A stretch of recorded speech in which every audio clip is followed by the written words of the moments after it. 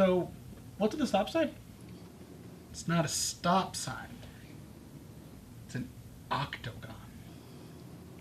Yeah? No. Look closer.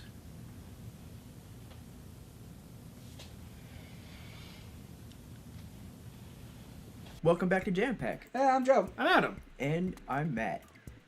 And Welcome back to Last Train Home.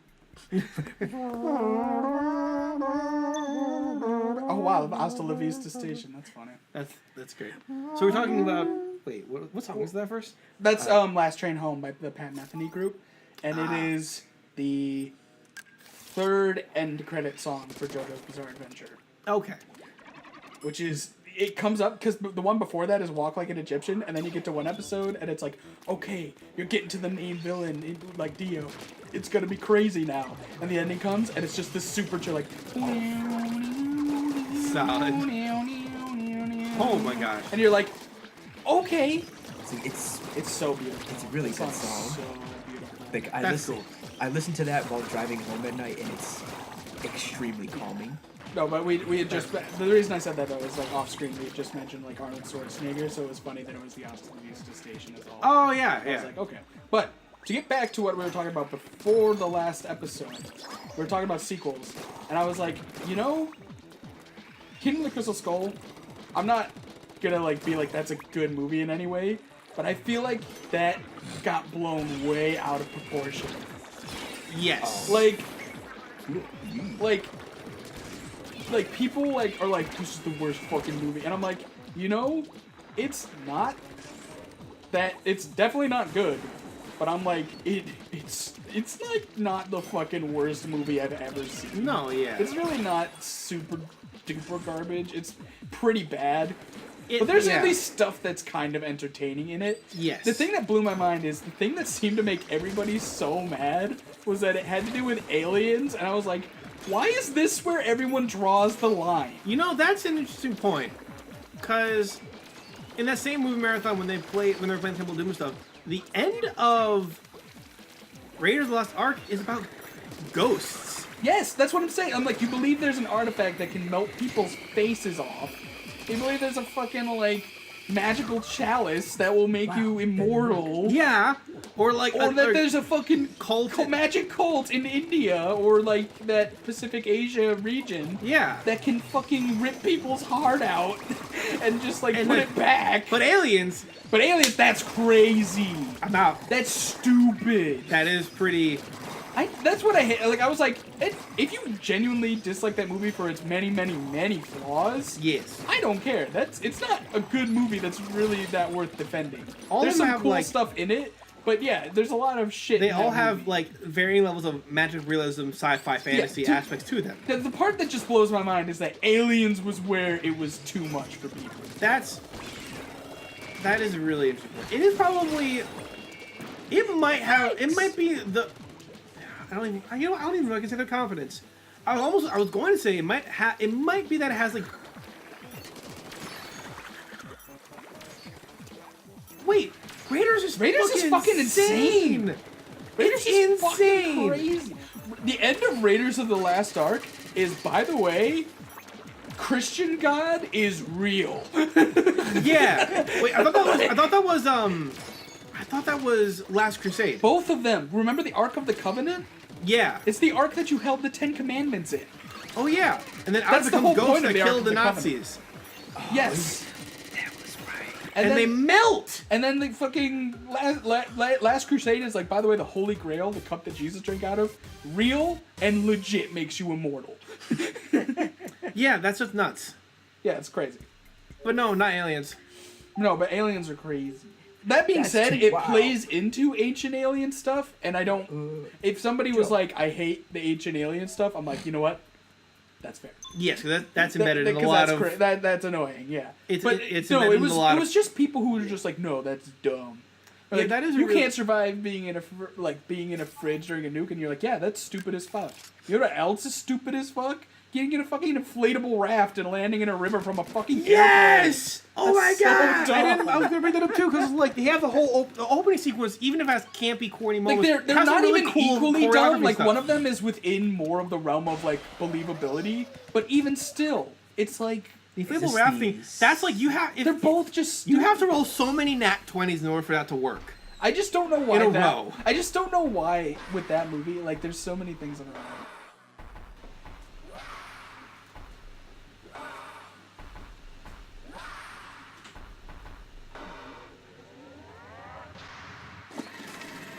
Oh boy. Jesus Christ. Double extra large. The Taco Bell. Oh god. Cheesy This gordita. seemed like a crunch. Taco Bell. Dude, that double gordita, though. Pretty good. It's amazing. man, I Have you had it? love that. Yeah, I love it.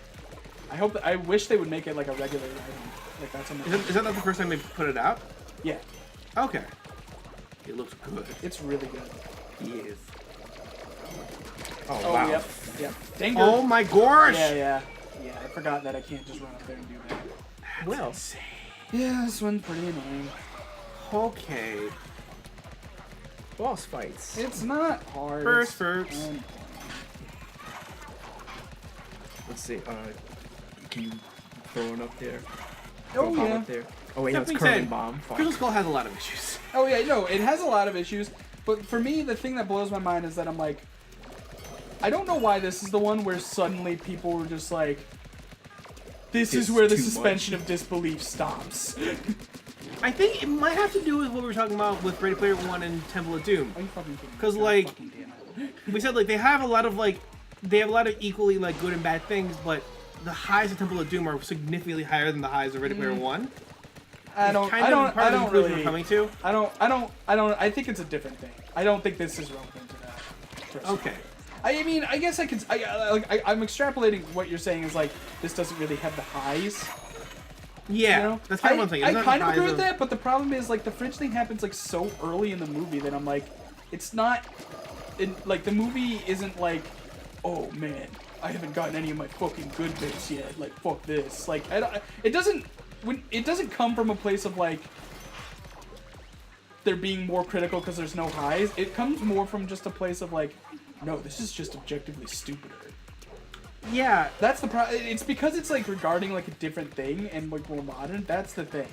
And I don't see it as like it having to do with that type of thing. I get you. Yeah. I could see it contributing to why people feel that way, but I don't really think it's. To me, it came from more of a sense of people being ready to hate the movie. And yeah. like honestly, even objectively speaking, that movie's not very good. Like No, even there's if a you lot go of- in with the best of connotations, Yeah. which some people did, but like I just felt like there was like a general consensus of people being like really hyped and then let down, and that just snowballing all the stuff in the movie. Yeah. I think also part of it too might be it's kind of a thing of like Temple of Doom is a sequel that came out within like 2 years. And Crystal Yeah. Skull is like the first movie in 30 For years. sure. No, that And so it's hype- like if that you're hype not didn't build up. it's kind of thing of like people start like if it's not a 10 out of 10, this movie's fucking terrible because it took 30 years to make. No, that hype and and so it's build like I mean it's okay if it's like a 6 or 7. No, the It's hype not, and- it wasn't even that, but it's just like the hype and build up definitely caused the critical reception to Yeah. be low. Yeah. To me, I'm more just like, why specifically the suspension of disbelief? Because that's the main that is a thing very good point. that, like, that was the main thing I just didn't like about all the like, how much people hated it. Which I'm like, no, that movie's not good. But I'm like, I don't know why the line for so many people is just like, this is dumb. It doesn't make sense. And I'm like, what? Why Crazier is this things the have thing that happened. is your suspension of disbelief? Right. Oh yeah, it shakes. Yeah, this one's not very That's- difficult. It's just annoying. Yeah. All those enemies are a pain to deal with. Yeah. It's like I agree with your main sentiment, game, by it's the not way. this thing is not as tough as it Yeah. is. I agree with you. Which part of it? The sense that it's like because there aren't like highs to counterbalance the lows really, then it gets like viewed lesser. And I do think that's why the movie is less liked in general than the others for sure. Uh-huh. I'm just talking specifically About the suspension of disbelief part. Yes. That's the part that's like the like. Why was I don't that care the that thing? you don't like the movie at all because it's not a good movie. But I'm like, why is this the point for so many people that it's like, what the Well, fuck? I'm out. Yeah, Yeah, that's okay, that's I the get only you, part. I of it. get you. Ready Player One.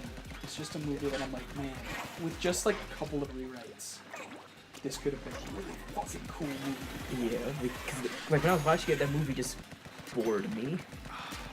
like at points, and I was just like, oh, here it is. This is the thing.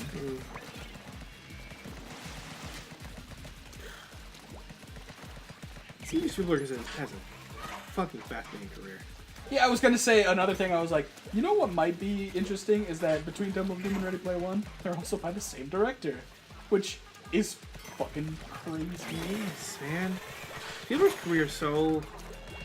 People don't appreciate how weird it is. Yeah, I can agree with that. How really weird it can get. Yeah. Like what has he done? Because He's done the obvious ones. yeah, I know the obvious ones. Because How about- he's known for a lot of blockbusters, like okay, so Jaws, Jurassic Park, Indiana Jones, all of them. What did he Schindler's do? List. He did the third one, right? Oh, he did all. He did of them? all Okay. Indiana Jones movies. It's Jurassic Park related to 2 of them. Jurassic Park 3 was directed by Joe Johnston. Yeah. He did Schindler's List, Yeah, Saving okay. Private Ryan, The BFG a few years ago, Yeah. Bridge of Spies, War Horse, The Adventures of Tintin.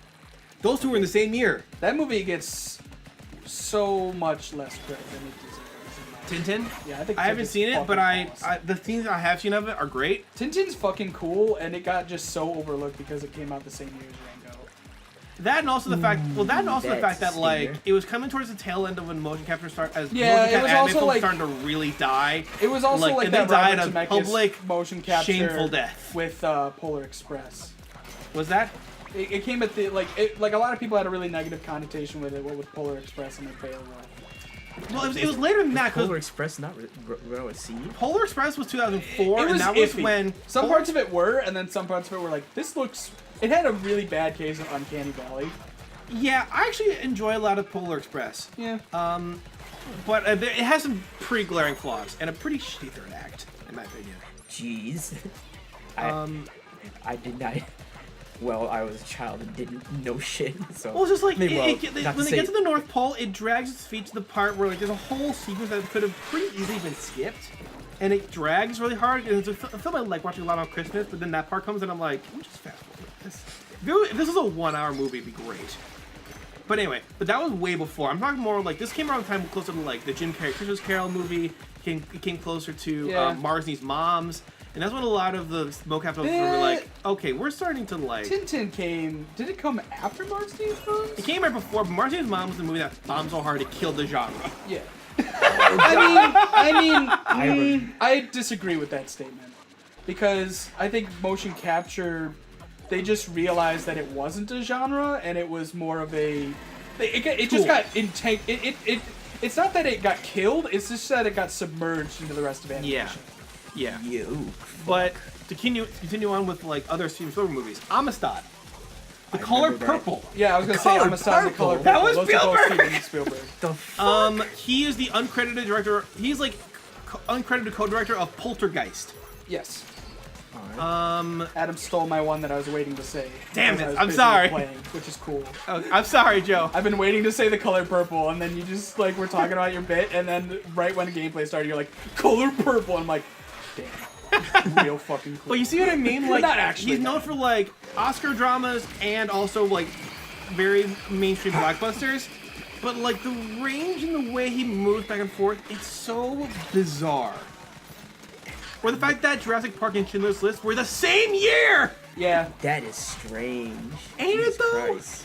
And he produced a ton of Warner Brothers cartoons as well. Like he produced, I remember. Did he produce Animaniacs? He produced Animaniacs and Tiny Toons and Pinky the Brain and Freakazoid, and I think he had a hand in Batman the Animated Series. Or like maybe he was involved with no, I think they had a lot of overlapping crew with Animaniacs. He was not one of them, but he was watching daily for Animaniacs while he was in fucking Germany filming Schindler's List. I never would have guessed that. Right? Like I remember seeing it for a class, but that was about it. What, Schindler's List? Yeah, like Yeah. I don't even think I remember seeing his name in the credits. Yeah, it's bizarre. It is very That's like bizarre. one of his biggest movies. It At is. least critically. It is critically one of his biggest movies, by far. Yeah, and it's the one that netted him. I think that was netted him his first Oscar. Yes. First of, I want to say 4. He won Oscars for that, and then he won an Oscar for Saving Private Ryan. Yeah. Yeah, didn't win an Oscar for Raiders or Jaws, even though those are two nope. of them got like hell of nominations. Didn't count. They didn't give me Yeah. I took too long. Damn. Wait, that's word.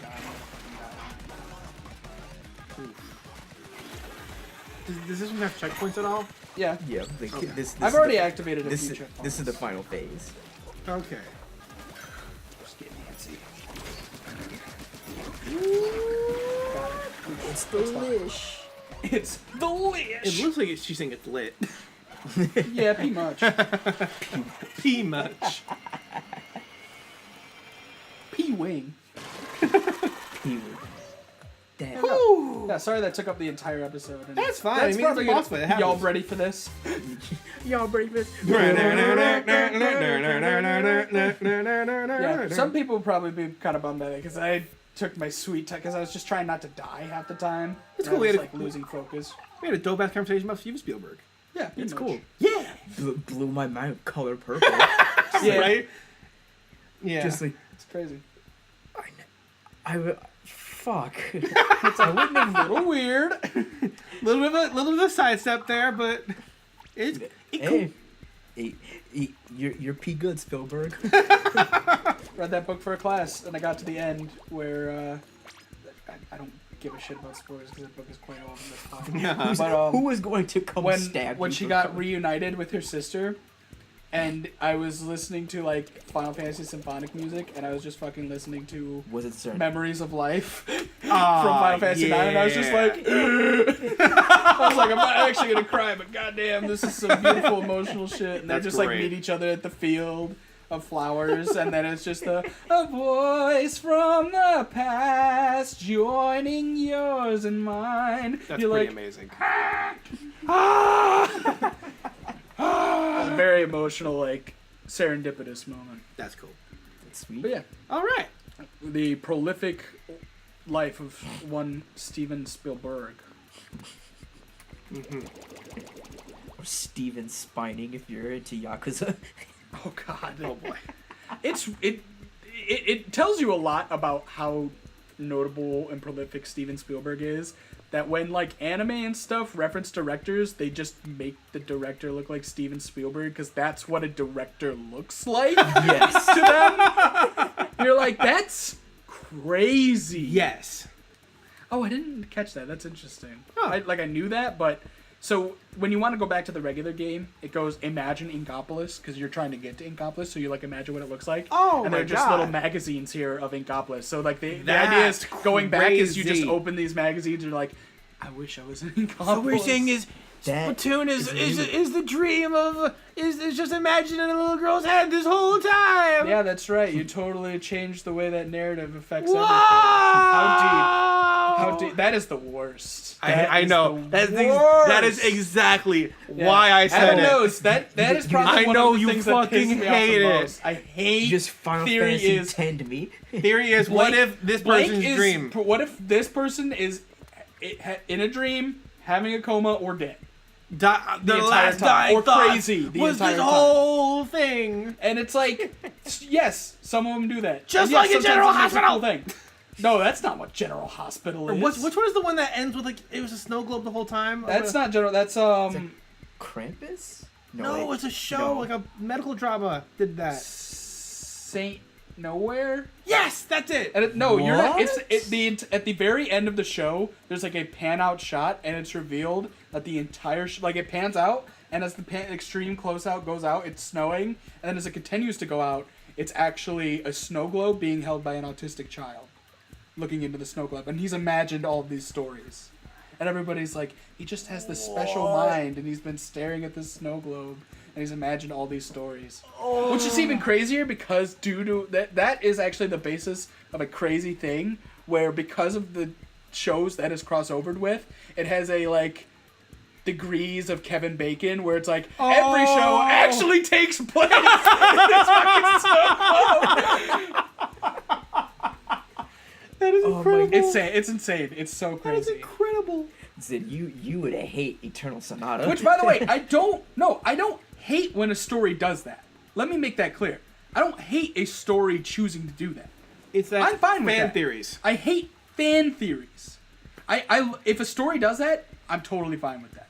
Like, if that's what the story is doing, like, it can be cheesy or cliche or whatever, I don't care. Like, the Eternal Sonata, the basis is that it's Chopin's fever dream as he dies. That's interesting. I'm fine with that. The thing I hate is when it's like, hey, Pokemon is actually Ash's vision because he's in a coma the whole time. Or Harry Potter is all the imagination of Harry in an insane asylum. Or, like, whatever show is blank character is actually dead and this is just them, like, representing their, like, near-death experience. Aren't I fucking smart? I just hate when it gets applied because it makes, like, it always feels like the person's like, I'm trying to be edgy or smart, and this makes it so much deeper, and it doesn't add fucking anything to the story. It just gives it a stupid frame, and that's what I hate. If you choose to write it that way, that's fine. But I hate the fan theories because it always comes off as like, this makes it so deep, but it adds nothing. It changes nothing. You're just taking all of the emotional, like, and thematic meaning of it and making it literal. You're just like, oh, this stuff is meaningful because it's actually them representing them experiencing it through, like, their post-death thing. But it's like, it's already meaningful. You don't need to put this frame on it. Yes. There's already meaning. You don't need to make it literal to make it valid. That's dumb. It's silly. That's why I get mad. I'm like, hey, it's fun if that's the fan theory you want to tell, and if you just think it's fun for shits and giggles. I just hate the people that are just like, yeah, this is the real shit. And I'm just like, bro, you don't need to do that to the story. Just enjoy the story. Right. Sorry, now that rant is finally on air. It was going to happen eventually. Eventually, yes. It's cool. This is correct. The people needed to know. They needed to know. Yeah, but yeah, like I was saying, I don't care if a story is purposely doing that. I just don't like when people make that as a fan theory. Right. So yeah. Anyway, coming back for a jetpack. Yeah. Where you find out that the entire thing has been a fever dream. Oh, Matt's the entire time. It's like I conked my head and I'm slowly dying. These are my last thoughts. You wake up and just like, I had a great dream about me playing all these video games. I think I'm gonna go play a video game. Hey Joe, hey Adam, how's it going? And cut. Our stupid jokes are actually a reference to my gaining maturity as I grew up. It was just me subconsciously expressing the process of becoming more mature and responsible in my mind. I'm gonna go write a Coke commercial. Sure. Alright, bye. Bye. Now that's my jam, dog.